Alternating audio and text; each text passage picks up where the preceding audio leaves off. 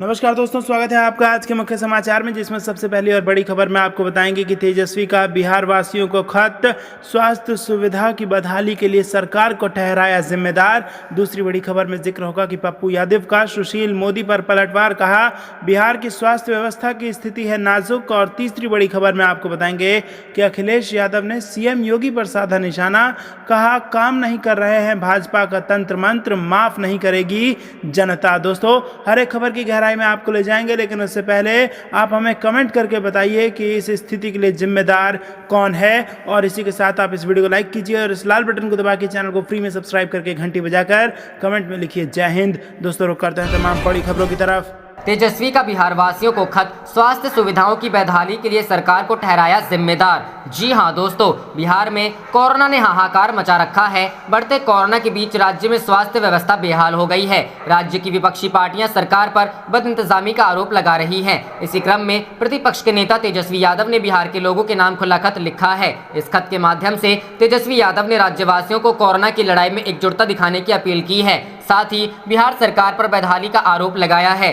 पूर्व उप मुख्यमंत्री तेजस्वी यादव ने लिखा है, शासकीय विफलताओं द्वारा आमंत्रित कोरोना महामारी की दूसरी लहर इंसानों पर कहर बनकर टूट रही है। बिहार की बदहाल स्वास्थ्य संरचना, स्वास्थ्य सेवा, चिकित्सकों और आपातकालीन जरूरतों व चिकित्सीय सुविधाओं की भारी कमी से आप भली भांति अवगत हैं। सर्वविदित है, बिहार के अस्पतालों में दवा, बेड, ऑक्सीजन और इलाज का घोर अभाव है। यही वजह है कि चारों ओर लाशों के ढेर लगे हैं। वहीं तेजस्वी यादव ने बिहार सरकार पर हमला बोलते हुए लिखा है कि कोरोना से हुई मौतों के सही आंकड़ों को भी छुपाया जा रहा है। उन्होंने लोगों से अपील करते हुए लिखा, मेरी आपसे हाथ जोड़कर पुनः विनम्र अपील है कि मानवता पर आए। इस खतरे का हमने आपसी सहयोग, सक्रियता, साहस, सतर्कता और जागरूकता के साथ सामना करना है। एक दूसरे का सहयोग करें, नियमों का पालन करें और बचाव के उपायों को अपनाएं। संक्रमित होने के बाद उपचार कराने से बेहतर है हम संक्रमित न होने के उपायों पर ध्यान दें। तेजस्वी यादव ने लोगों को 10 पॉइंट्स के जरिए कोरोना से बचाव की हिदायत दी है।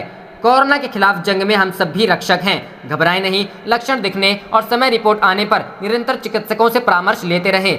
घर में रहना सबसे आसान उपाय है, क्योंकि दुआ और दवा भी यही है। किसी गैर जरूरी कार्य के लिए घर से बाहर ना निकलें। ग्रामीण क्षेत्रों में विशेष एहतियात बरतें। महामारी के इस संकट काल में शादी ब्याह, सामूहिक भोज, मुंडन, जनेऊ सभा इत्यादि सांस्कृतिक, सामाजिक तथा राजनीतिक कार्यक्रम कुछ समय के लिए स्थगित कर दें। हर व्यक्ति एक दूसरे से कम 6 फीट की दूरी रखे। अपने हाथों को बार बार साबुन या हैंड वॉश से धोते रहें। मास्क का प्रयोग अवश्य करें। मास्क ना हो तो गमछे या रुमाल का प्रयोग कर सकते हैं। महिलाएं साफ दुपट्टा, चुन्नी, ओढ़नी या रुमाल को मास्क के रूप में प्रयोग कर सकते हैं। बच्चे व बड़े बुजुर्गों का विशेष ध्यान रखें। उन्हें बचाव के उपाय समझाएं।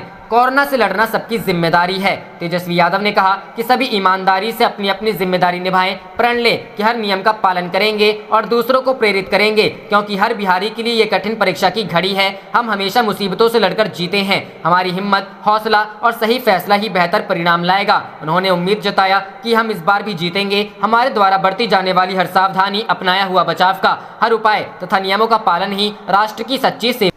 करते हैं अगली खबर की तरफ। पप्पू यादव का सुशील मोदी पर पलटवार, कहा बिहार की स्वास्थ्य व्यवस्था की स्थिति नाजुक। जी हां दोस्तों, बिहार के पूर्व डिप्टी सीएम सुशील कुमार मोदी ने ट्वीट कर बिहार के कुछ राजनीतिक दल के नेताओं पर दवा दुकानदारों को धमकी देकर रेमडेसिविर इंजेक्शन के लिए दबाव बनाने का आरोप लगाया है। पूर्व डिप्टी सीएम ने अपने एक ट्वीट में कहा है कि कुछ राजनीतिक दलों के नेता दवा दुकानदारों को धमकी देकर रेमडेसिविर इंजेक्शन बड़ी संख्या में देने का दबाव बना रहे हैं, ताकि उन्हें अपने समर्थकों को वितरित किया जा सके। इसके साथ ही उन्होंने कहा, दवा दुकानदारों से मेरी अपील है कि वैसे लोगों के बारे में सूचना दे जो दवा की किल्लत एवं कालाबाजारी कर रहे हैं। सुशील मोदी के इसी ट्वीट पर पूर्व सांसद व जाप नेता पप्पू यादव ने पलटवार किया है। पप्पू यादव ने सुशील कुमार मोदी के इस ट्वीट को रीट्वीट करते हुए कहा कि सुशील मोदी जी, आप ही थे ना जो पटना जल जमाव में अपने पड़ोसियों, अपने अंगरक्षकों को उनके हाल पर छोड़ हाफ पैंट पहन भाग खड़े हुए थे। इसके साथ ही उन्होंने कहा कि आप लोगों ने ही 15 साल में बिहार की स्वास्थ्य व्यवस्था का कबाड़ा किया। ड्रग माफिया से इलू इलू नहीं चलेगा। दरअसल कोरोना के गंभीर मरीजों के लिए कई डॉक्टर रेमडेसिविर इंजेक्शन लगाने की सलाह देते हैं। यही वजह है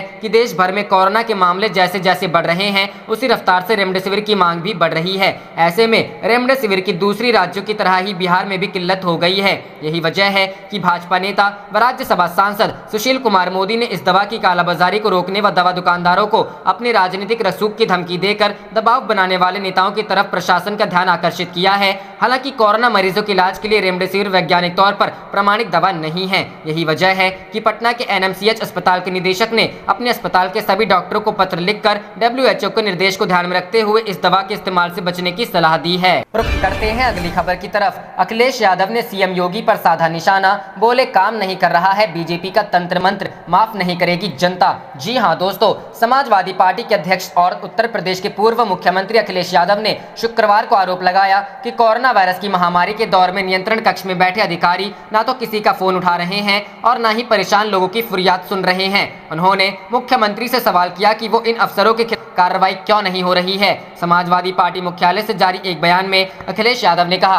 कि मुख्यमंत्री लापरवाह अधिकारियों के साथ कड़ाई के रोज ही बयान देते हैं, लेकिन राजधानी लखनऊ में ही कोविड-19 नियंत्रण कक्ष में बैठे अफसर ना फोन उठा रहे हैं और ना ही मिल रहे हैं। परेशान लोगों की गुहार सुनने वाला कोई नहीं, उन पर कार्रवाई क्यों नहीं हो रही है। प्रशासन तो बेलगाम है।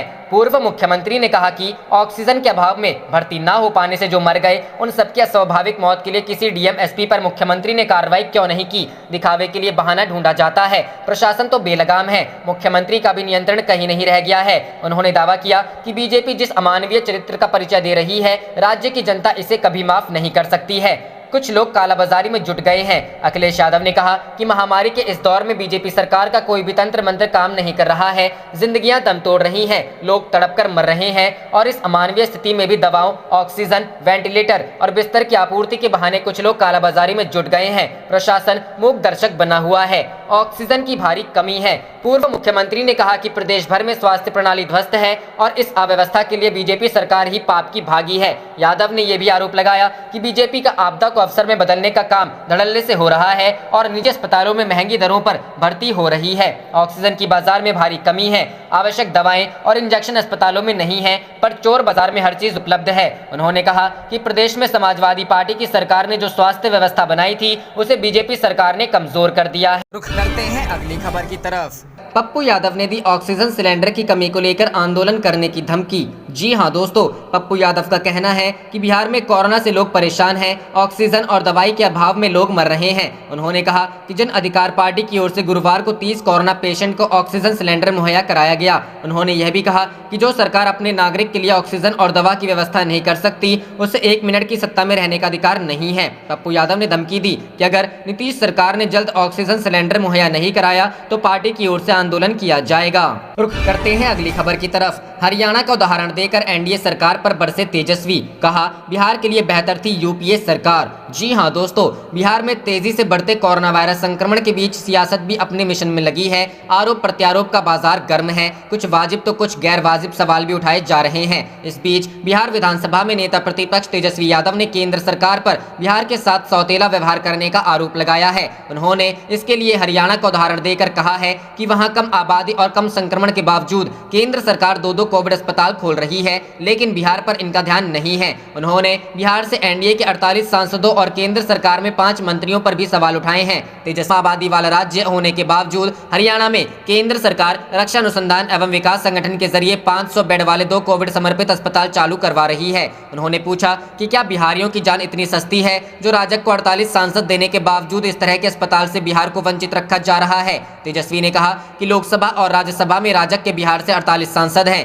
5 केंद्रीय मंत्री भी हैं, फिर भी बिहार के लिए डीआरडीओ से एक 500 बेड का कोविड समर्पित अस्पताल सुनिश्चित नहीं करवा सके हैं। तेजस्वी ने कहा कि कोरोना संकट में भी बिहार की केंद्र द्वारा की जा रही अनदेखी पर मुख्यमंत्री नीतीश कुमार चुप हैं। बिहार के 2 भाजपाई उप मुख्यमंत्री भी नहीं बोल रहे हैं। तेजस्वी ने केंद्रीय मंत्री रविशंकर प्रसाद, गिरिराज सिंह, अश्विनी चौबे, आरके सिंह, नित्यानंद राय समेत सभी राजग सांसदों को दूसरे प्रदेशों के सांसदों से सीख लेनी चाहिए। नेता प्रतिपक्ष ने लालू के कार्यकाल की सराहना करते हुए कहा कि केंद्र में जब यूपीए 1 की सरकार थी और लालू प्रसाद केंद्र में मंत्री थे तो बिहार में बाढ़, सुखाड़ जैसी किसी भी प्रकार की आपदा में केंद्र से तुरंत सहायता मिलती थी। रुख करते हैं अगली खबर की तरफ। दिल्ली में एक्टिव हुआ कोरोना का यूके और डबल म्यूटेंट वेरिएंट, 50% मामलों में असर। जी हां दोस्तों, देश की राजधानी दिल्ली में चली कोरोना की लहर अब आंधी का रूप ले चुकी है। पिछले कुछ दिनों में दिल्ली में कई लोगों की जान इस वायरस ने ले ली है, लेकिन अब जो नया डेटा सामने आया है वह और भी परेशान करने वाला है। दिल्ली में कोरोना के यूके वेरिएंट ने दस्तक दे दी है। National centre for disease control के चीफ डॉक्टर सुजीत सिंह का कहना है कि दिल्ली में मार्च के आखिरी हफ्ते में जो कोरोना के सैंपल आए उनमें से 50% में कोरोना का यूके वेरिएंट था। इस वक्त दिल्ली में कोरोना का यूके वेरिएंट और डबल म्यूटेंट वेरिएंट मौजूद है। डॉक्टर सुजीत सिंह के मुताबिक दिल्ली के अलावा महाराष्ट्र में भी 50% से अधिक सैंपल डबल म्यूटेंट से जुड़े हैं। देश में इस वक्त एक्टिव है कोरोना के कई वेरिएंट। आपको बता दें कि भारत में कोरोना वायरस का संकट अब विकराल रूप ले चुका है। कोरोना के सबसे पहले वेरिएंट के अलावा देश में इस वक्त कोरोना के यूके, अफ्रीकी और ब्राजील वेरिएंट एक्टिव हैं। इतना ही नहीं, भारत में एक नया वेरिएंट पाया गया है जिसके बंगाल में सबसे ज्यादा मामले सामने आए थे। आप देख रहे थे आपका अपना चैनल जय हिंद जय भारत।